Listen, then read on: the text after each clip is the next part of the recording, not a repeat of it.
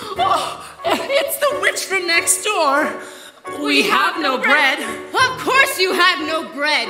What do you wish? It's not what I wish. It's what you wish. Nothing cooking in there now, is there? The old enchantress went on to tell the couple that she had placed a spell on their house. What spell? In the past, when you were no more than a babe, your father brought his young wife and you to this cottage. They were a handsome couple, but not handsome neighbors.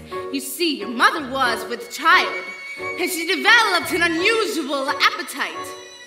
She took one look at my beautiful garden and told your father that what she wanted more than anything in the world was greens, and nothing but greens. Parsley, peppers, cabbages, and celery, asparagus, and watercress, and fiddle friends, and lettuce. He said, all right, but it wasn't quite, because I caught him in the autumn in my garden one night. He was robbing me, raping me, rooting through my rutabaga, raiding my arugula, and ripping up my rampion, my champion, my favorite.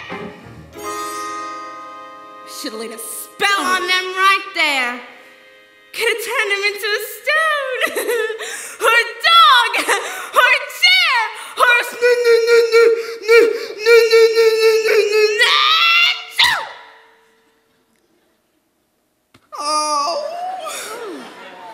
But I let him have the rampion. I'd lots to spare. In return, however, I said fair is fair. You should let me have the baby that your wife will bear.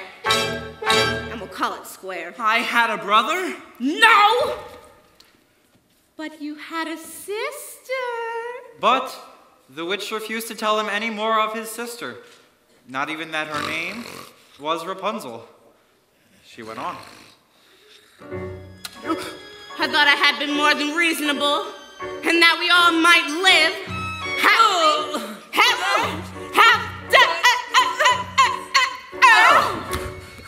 But how was I to know what your father had also hidden in his pockets? You see, when I had inherited that garden, my mother had warned me that I would be punished if I were to lose any of the beans. Beans? The special beans. I let him go. I didn't know he stole my beans. I was watching him crawl back over the wall. Then bang, crash, the lightning flash. And well, that's another story. Never mind. Anyway, the big day came. I made my claim. Don't take away the baby. They screeched and screamed, but I did. And a hitter will so never be reached. Your father cried and your mother died. And for extra measure, I admit it was a pleasure. I said, sorry, I'm still not mollified. And I laid a little spell on them. You too, son.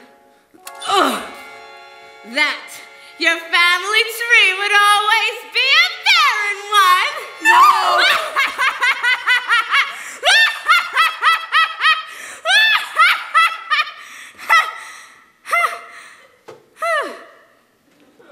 So, there's no more fuss and there's no more seeds and my garden thrives. You should see my nectarines. And I'm telling you the same I told kings and queens. They'll never, ever, ever mess around with my greens. Especially the beans.